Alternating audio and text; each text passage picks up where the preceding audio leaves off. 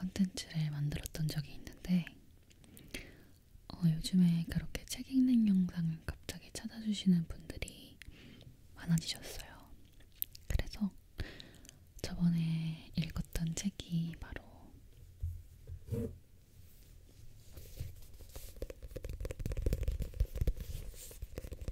이 호그와트 라이브러리 시리즈의 음유시인 비들 이야기라는 책이 있는데, 이 안에 나와 있는 마법사들의 동화 이야기를 이 책에 나와 있는 마법사들의 동화 이야기를 제가 읽었었어요. 근데 그 영상을 그리워해 주시는 분들이 많아서 오늘은 또다시 책을 읽어보려고 합니다. 원래는 제가 스트리밍에서 한번 얘기했었는데 낮은 음으로 영어 책을 읽고 싶었어요. 근데 제가 연습해봤는데 자꾸 못 먹이는 거예요. 그래서 그건 나중에 연습을 좀 많이 해야 될 것 같더라고요. 그래서 그냥 저번에 못 읽었던 부분을 읽으려고 합니다. 음유시 비들 이야기예요. The Tales of Beedle the Bard 라고 써있습니다. 자연스러운 진행을 위해 방금 지나간 차 소리는 편집하지 않도록 하겠습니다.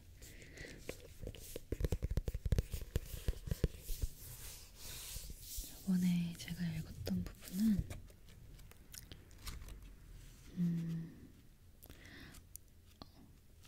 마법사와 깡총깡총 냄비예요. 깡충깡충 냄비. 오늘 읽을 부분은 이 부분부터 읽을 건데요.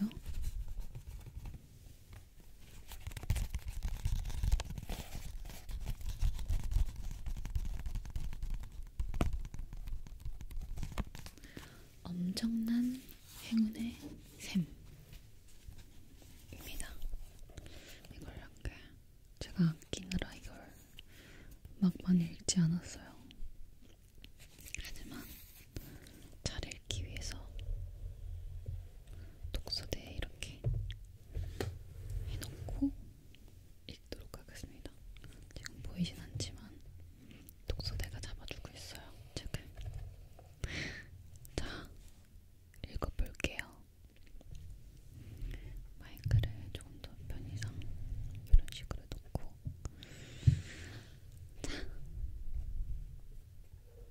차가 조금 많이 지나다니려나 조금 긴장이 되네요. 지금이 아직 해가 진 시간이 아니고 오늘이 주말이다 보니까 밖에 시끄러운 소리들이 좀 많이 들리는 것 같아요. 근데 책을 읽는 거라 좀 자연스럽게 찍고 싶거든요. 어떻게 될지 모르겠지만 시작해보겠습니다. 제목: 엄청난 행운의 샘. 어느 마법의 정원 안에 엄청난 행운의 샘이 언덕 꼭대기에서 샘솟고 있었습니다.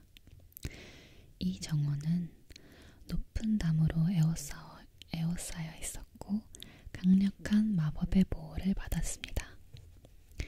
1년 중 단 하루인 하진날에 불행한 사람이 해가 뜰 때부터 해가 지기 전까지 어떻게든 그 샘에 도달하여 몸을 담그면 영원히 사라지지 않는 엄청난 행운을 얻을 수 있었습니다. 하지만 그 기회는 오직 한 명에게만 주어졌습니다. 정해진 날이 되자 왕국의 방방곡곡에서 수백 명의 사람들이 길을 떠났습니다.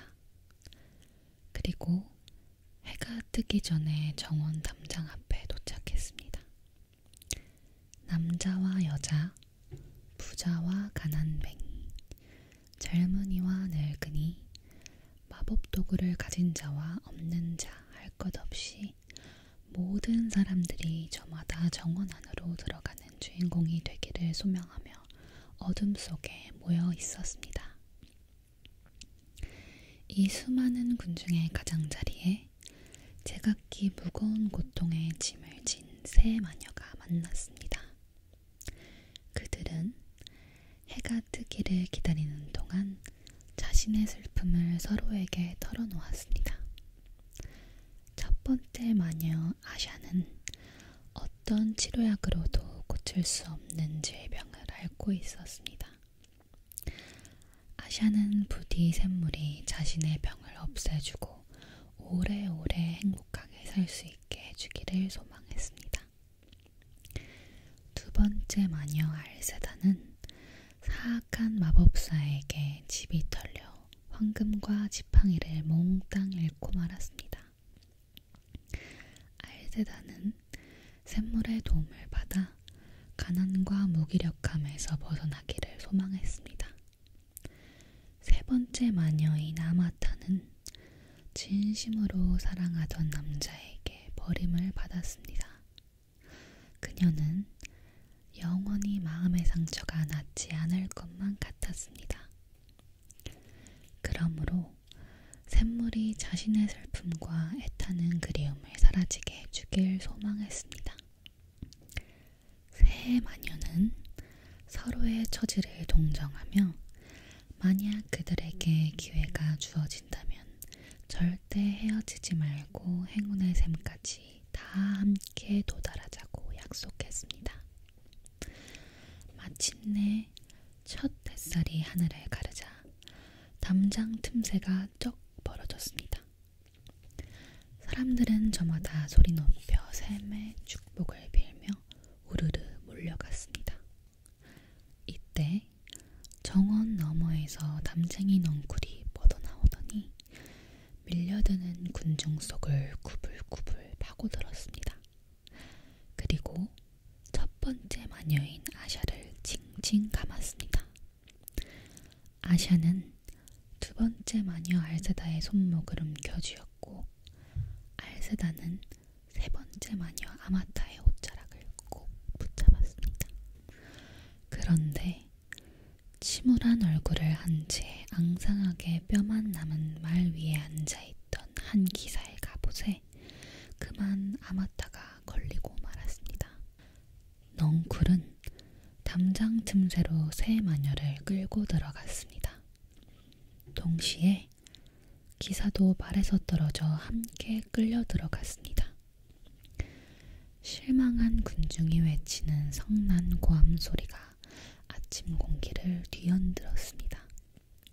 하지만 정원의 담장이 다시 굳게 닫히자 일순간 정적이 감돌았습니다. 아샤와 알세다는 얼떨결에 기사를 데리고 들어온 아마타에게 화를 냈습니다. 딱 한 사람만이 샘에 몸을 담글 수 있단 말이야. 우리 세 사람만으로도 결정하기 힘든데 또 한 사람을 데려오다니. 한편 담 너머 바깥 세상에서는 기사로 알려진 러클리스 경은 새 마녀를 멍하니 바라보았습니다. 마법을 부릴 줄도 모르고 칼로 결투를 하거나 마상창 시합을 하는데 대단한 기술을 지닌 것도 아니며 마법사가 아닌 평범한 인간을 돋보이게 해줄 어떤 능력도 없는 이 기사는 새 마녀를 상대로 싸워 샘에 도달하는 것은 도저히 불가능하다고 확신했습니다. 그러므로 자기는 다시 담장 밖으로 나가겠다는 뜻을 밝혔습니다. 이 말을 듣자 임원에는 아마타까지 화를 냈습니다. 이런 소심한 사람 같으니. 아마타는 그를 꾸짖었습니다. 칼을 뽑아요, 기사 양반. 그리고 우리가 목표를 이룰 수 있도록 도와주세요. 그리하여 새 마녀와 앞을 죽은 기사는 마법의 정원 안으로 모험을 떠났습니다. 그곳에는 온갖 희귀한 풀과 과일과 꽃이 양지 바른 길 양쪽에 풍성하게 자라고 있었습니다. 그들은 아무런 방해도 받지 않고 샘물이 있는 언덕 밑에 도달했습니다. 하지만 그곳에는 몸이 빵빵하게 부풀고 눈먼 괴물 같은 하얀 벌레가 언덕 발치를 칭칭 감싸고 있었습니다. 그들이 가까이 다가가자 벌레는 흉측한 얼굴을 그들에게 돌리더니 다음과 같이 말했습니다. 내 고통의 증거를 나에게 바쳐라. 러클리스 경은 칼을 뽑아들고 괴물벌레를 죽이려고 했지만 그의 칼은 맥없이 뚝 부러져 버렸습니다. 이번에는 알세다가 괴물벌레에게 돌을 던졌습니다. 아샤와 아마타도 괴물벌레를 굴복시키거나 기절시킬 만한 모든 주문을 시도해보았지만 두 사람의 지팡이는 친구가 던지는 돌멩이나 기사의 칼만큼이나 아무런 위력도 발휘하지 못했습니다. 괴물벌레는 그들을 절대 통과시켜주지 않았습니다. 태양은 점점 더 하늘 높이 떠오르고 있었습니다.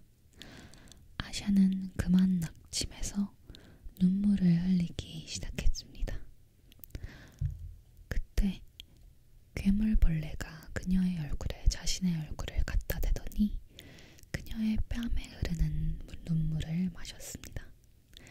갈증이 해소되자 괴물은 옆으로 미끄러졌습니다. 그리고 땅 밑 구멍 속으로 사라져 버렸습니다. 괴물벌레가 사라진 것을 매우 기뻐하며 새 마녀와 기사는 언덕을 오르기 시작했습니다. 그들은 정오가 되기 전까지 반드시 샘에 도착하리라고 확신했습니다.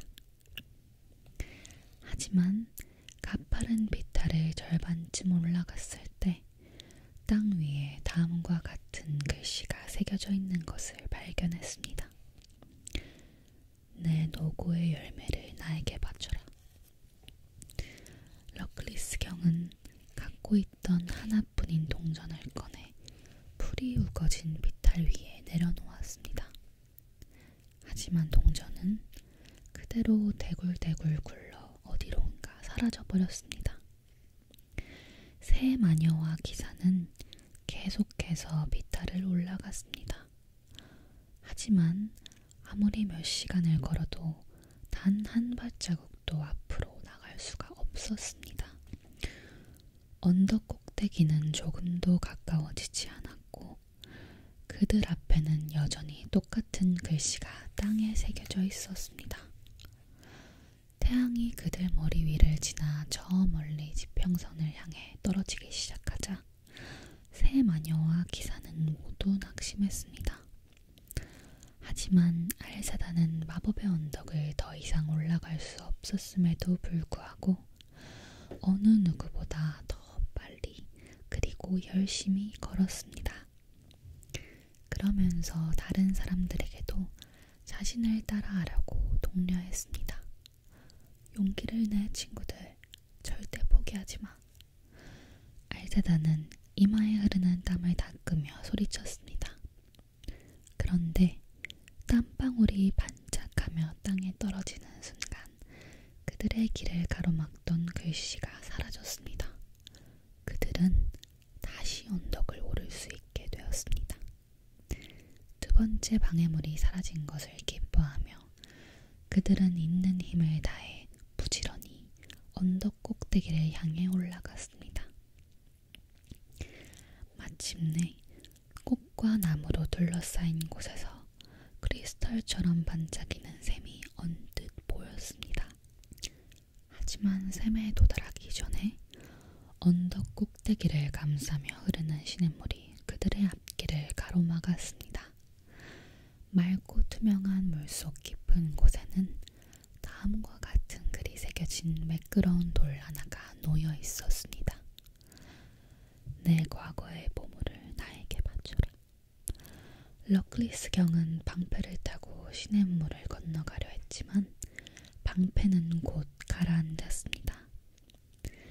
새 마녀는 기사를 물에서 시냇물을 펄쩍 뛰어넘어 보려고 시도했습니다. 하지만 시냇물은 호락호락 그들을 건너가게 내버려두지 않았습니다. 그동안에도 태양은 쉬지 않고 저물어 갔습니다. 결국 그들은 자리에 주저앉아 돌에 새겨진 글귀의 의미를 곰곰이 생각했습니다. 아마타가 제일 먼저 그 뜻을 이해했습니다. 그녀는 지팡이를 들더니 떠나간 연인과 함께했던 행복한 시간의 기억을 모두 머릿속에서 뽑아냈습니다. 그리고 그것을 출렁이는 물에 떨어뜨렸습니다. 시냇물은 그 기억을 휩쓸어 갔고 다음 순간 징검다리가 나타났습니다. 새 마녀와 기사는 물을 건너 마침내 언덕 꼭대기에 도달할 수 있었습니다. 샘물은 그들 앞에서 눈부시게 빛을 발하고 있었습니다. 그 주위에는 그들이 여태껏 보았던 그 무엇보다 더 아름답고 희귀한 꽃과 풀들이 가득했습니다. 이제 하늘은 붉게 타올랐고 그들 중에 누가 샘물에 들어갈지 결정해야 할 때가 되었습니다. 하지만 결정을 내리기도 전 병든 아샤가 쓰러졌습니다. 언덕 꼭대기까지 힘들게 올라오느라 모든 힘을 다 써버린 그녀는 거의 죽기 직전이었습니다.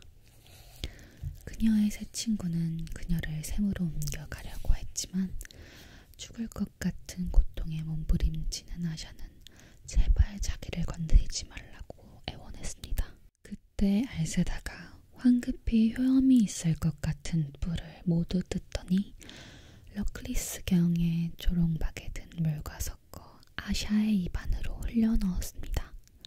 그러자 아샤는 즉시 자리를 털고 일어났습니다.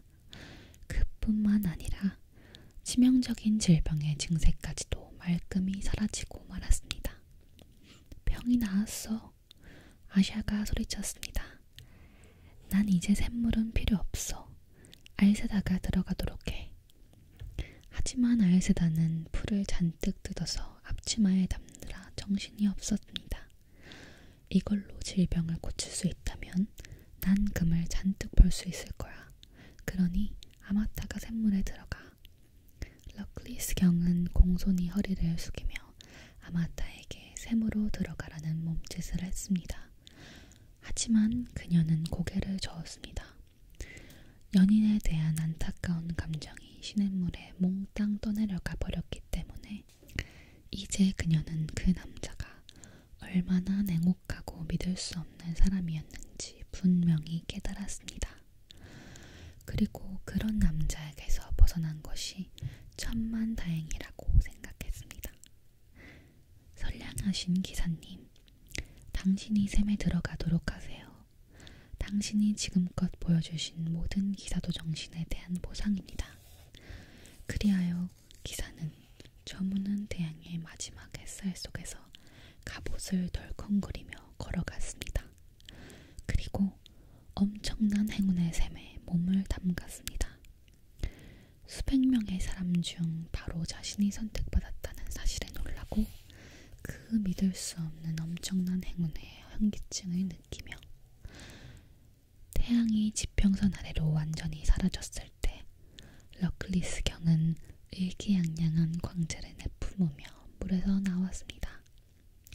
그리고 녹슨 갑옷을 입은 몸을 아마타의 발밑에 던졌습니다. 그녀야말로 그가 여태껏 본 여자 중에서 가장 아름답고 마음씨 착한 아가씨였던 것입니다. 성공한 기쁨에 얼굴이 붉게 상기된 채 기사는 손을 내밀어 그녀의 마음을 달라고 간청했습니다. 아마타는 기사 못지않게 기뻐하며 마침내 자신의 모든 것을 가질 만한 자격이 있는 남자를 찾았다는 것을 깨달았습니다. 새 마녀와 기사는 다 함께 팔짱을 끼고 언덕을 내려왔습니다. 그리고 4명 모두 오래오래 행복하게 살았습니다. 그들 그들 중 어느 누구도 샘물이 아무런 마법도 부리지 않았다는 사실을 깨닫거나 의심하지 않았습니다. 엄청난 행운의 샘. 끝났습니다. 정말 귀여운 동화였습니다. 다음 동화를 읽어보도록 하겠습니다. 제목 마술사의 털난 심장. 옛날에 잘생기고 돈 많고 재능이 뛰어난 한 젊은 마술사가 살았습니다. 그는 주변에 있는 친구들이 사랑에 빠지기만 하면 어리석게도 괜히 들떠서 돌아다니거나 멋을 부리거나 끝내 식욕을 잃고 위신까지 잃는 모습을 종종 보았습니다. 젊은 마술사는 자신은 절대로 저런 나약한 감정의 덫에 걸리지 않겠노라고 굳게 결심했습니다. 그리하여 어둠의 마법을 써서 사랑에 대한 철저한 면역력을 갖추었습니다.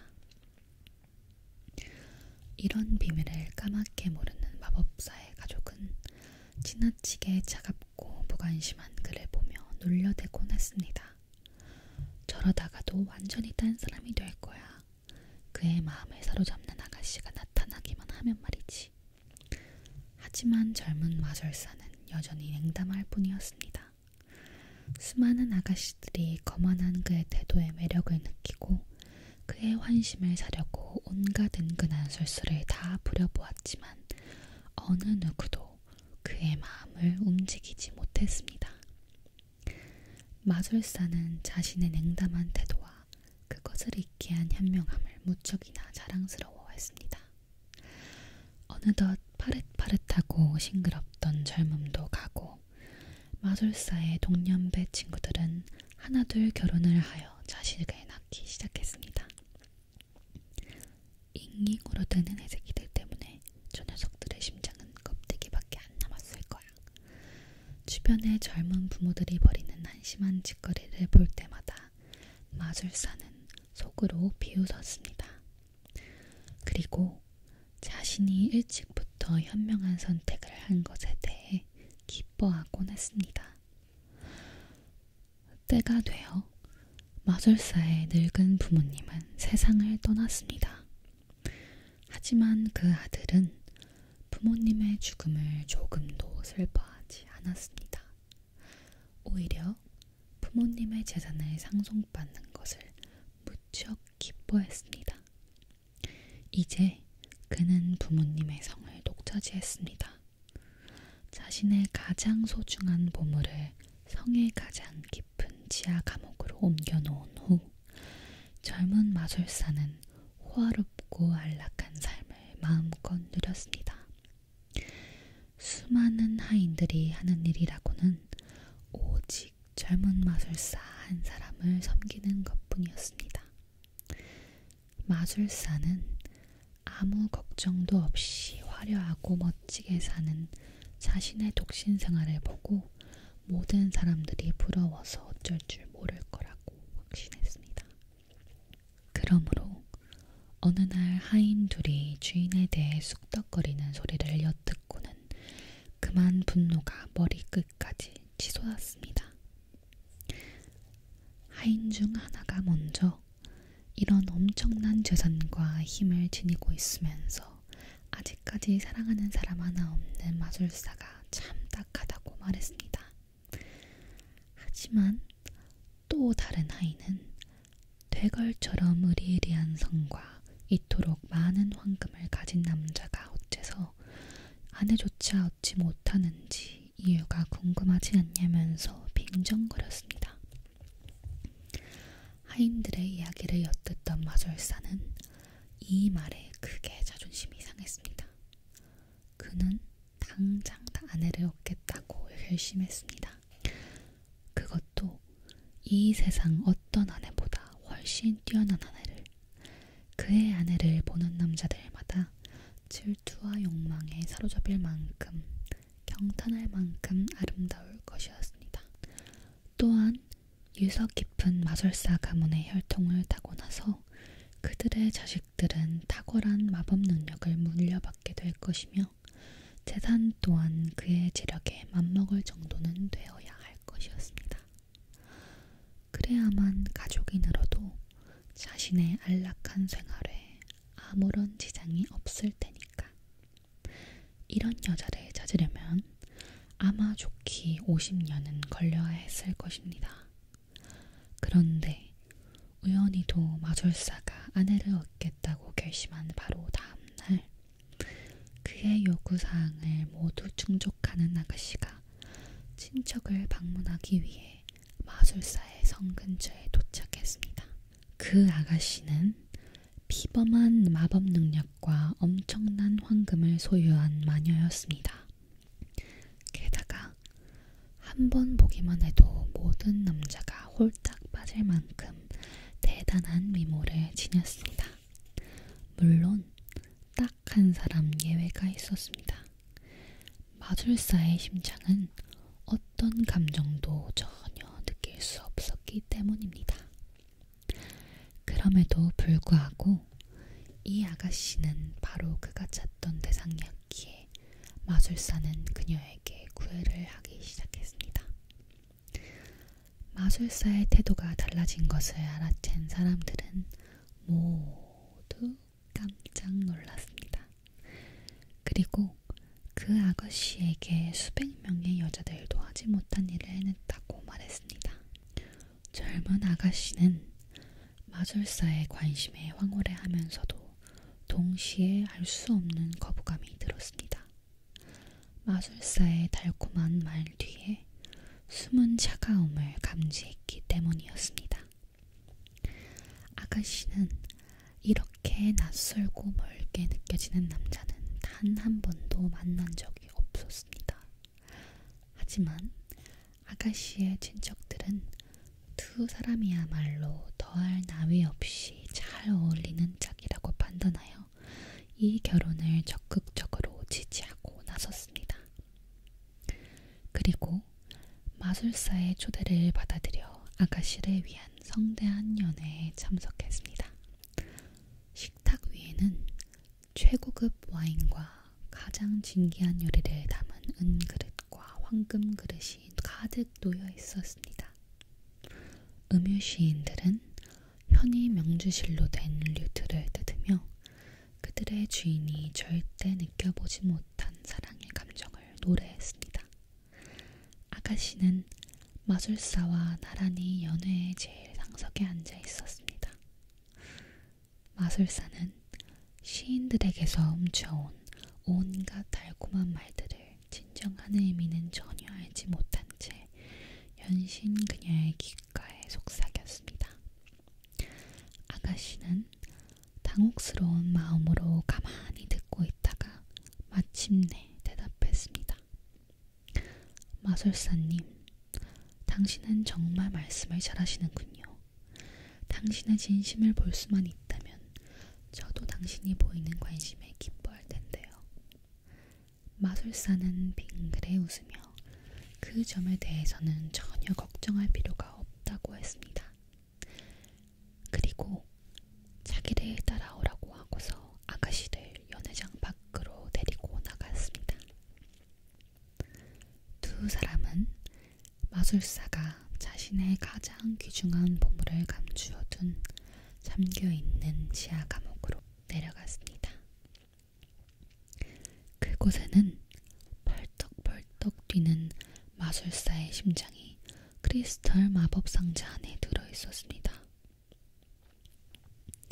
이미 오래전에 눈과 귀와 손가락과도 연결이 끊어져 감각을 잃은 심장은 아름다운 외모에도 음악처럼 달콤한 목소리에도 비단처럼 부드러운 피부의 촉감에도 전혀 감동하지 않았습니다. 아가씨는 이 광경을 보고 무서워서 죽을 것만 같았습니다. 마술사의 심장은 쭈글쭈글하게 시들었고 길고 시커먼 털로 뒤덮여 있었습니다. 도대체 무슨 짓을 한 거죠? 아가씨가 부르짖었습니다. 이걸 다시 원래 자리에 집어넣으세요. 제발 부탁이에요. 아가씨를 기쁘게 하려면 그렇게 할 수밖에 없다는 사실을 깨달은 마술사는 지팡이를 휘둘러서 크리스털 상자를 열고 자신의 가슴을 베어 열었습니다. 그리고 털난 심장을 원래 자리인 자신의 빈 가슴 속에 집어넣었습니다. 이제 당신은 치유되었어요. 드디어 진정한 사랑을 알게 되었어요. 아가씨는 기뻐서 소리쳤습니다. 그리고 마술사를 꼭 껴안았습니다. 그녀의 부드럽고 하얀 발이 닿는 감촉과 그의 귓가에 전해지는 그녀의 숨소리와 탐스러운 금발에서 풍겨나는 향기, 이 모든 것들이 새로 깨어난 마술사의 심장을 날카로운 창처럼 꿰뚫었습니다. 하지만 그의 심장은 오랫동안 몸 밖에 나가 있으면서 이상하게 변해버렸고 어둠 속에 갇혀있는 동안 사납고 무감각해져 버렸습니다. 그리고 사악한 욕망만 조차할 수 없이 커졌습니다. 연회에 참석한 손님들은 성의 주인과 아가씨가 어디론가 사라져버렸다는 걸 진작 알아차렸습니다. 처음에는 별로 대수롭지 않게 여기던 손님들도 차츰 시간이 흐르자 걱정스러운 생각이 들었고 마침내 성안을 수색하기 시작했습니다. 결국 그들은 지하 감옥에 도달했고 말할 수 없는 끔찍한 환경을 목도했습니다. 아름다운 아가씨는 숨이 끊어진 채 바닥에 쓰러져 있었는데 그녀의 가슴은 갈라져서 쩍 벌어져 있었습니다. 그 옆에는 정신 나간 마술사가 온통 피로 물든 한 손에 부드럽고 반짝거리는 커다란 진홍색 심장을 들고 쪼그리고 앉아 있었습니다. 마술사는 그 심장을 연신 혓바닥으로 핥고 어루만지며 반드시 자기 심장과 바꾸겠노라고 중얼거렸습니다. 그의 또 다른 손에는 지팡이가 쥐어져 있었는데 마술사는 자신의 가슴에서 쪼글쪼글 메마르고 털이 난 심장을 어떻게든 구슬려서 밖으로 꺼내려고 했었습니다. 하지만 털난 심장은 마술사보다도 더 의지가 강해서 그의 감각에 대한 지배력을 포기하거나 그토록 오랫동안 갇혀있던 상자 안으로 되돌아가기를 완강히 거부했습니다. 마침내 마술사는 공포에 질려 어쩔 줄 모르는 손님들의 눈앞에서 지팡이를 내던지고 은으로 된 단도를 움켜쥐었습니다. 그리고 두 번 다시는 자기 심장의 지배를 받지 않겠노라고 맹세하며 자신의 가슴에서 심장을 칼로 도려냈습니다. 잠깐 동안 마술사는 양손의 심장을 하나씩 움켜쥐고서 의기양양하게 무릎을 꿇고 앉아 있었습니다. 하지만 곧 아가씨의 시신 위로 풀썩 쓰러지더니 숨을 거두었습니다. 정말 잔인한 이야기였습니다. 오늘의 마법사 동화책 읽기는 두 편만 읽도록 하고요. 좀 이렇게 저희 엄마는 제가 초등학교 이럴 때 책 읽어달라고 하면 약간 이런 목소리 톤으로